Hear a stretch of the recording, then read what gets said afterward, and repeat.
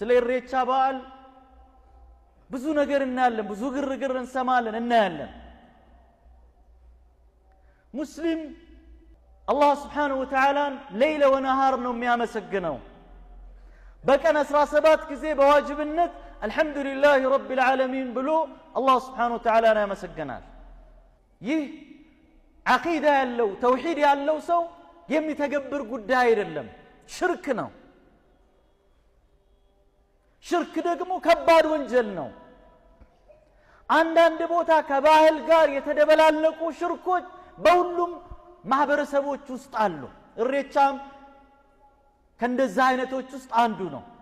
ብዙ ታሪካዊ አመጣጡን የሚያውቁ ሰዎች በግልጽ የሚያስቀምጡት ምሁራን የጉዳዩ ባለቤቶችን የሚሉ ሰዎች የኛ የዋቅፈታ እምነት ተከታዮች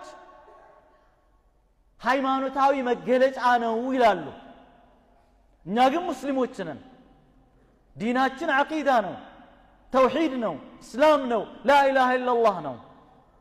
ከእንደዚህ አይነት ኮንፊውዥን ግራ መጋባት ምንድነው በምንድነው? ዓቂዳ ሰሒሓ ንጹህ የሆነ ዓቂዳ ከቁርአን ከሐዲስ የተወሰደ ዓቂዳን ማወቅ፣ እሱን መኖር፣ እሱን መተግበር። ይሉንታ ሊይዝህ አይገባም።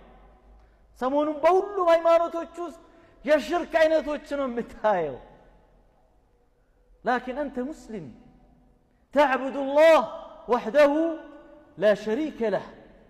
متافقرو مؤمن مسلم الله النو ليلا وكال قنم يافقرو كالله وجم ياملكو النو. ومن الناس من يتخذ من دون الله أندادا يحبونهم كحب الله والذين آمنوا أشد حبا لله. ومن الله سبحانه وتعالى أنهم يودوا النزارقون ياملكواتشون يودواتشار. إذن أحبتي في الله عقيدة قدها إلهي ድርድር መሞዳሞድ ሙዳሃና መመሳሰል መቀባባት አይሰራም። ከባድ ነው። ሽርክ ላይ የሞተ ሰው አላህ አይምረውም። ከአላህ ውጪ ሌላን እያመለከ የሆነች ለአላህ ብቻ የተገባችን ነገርን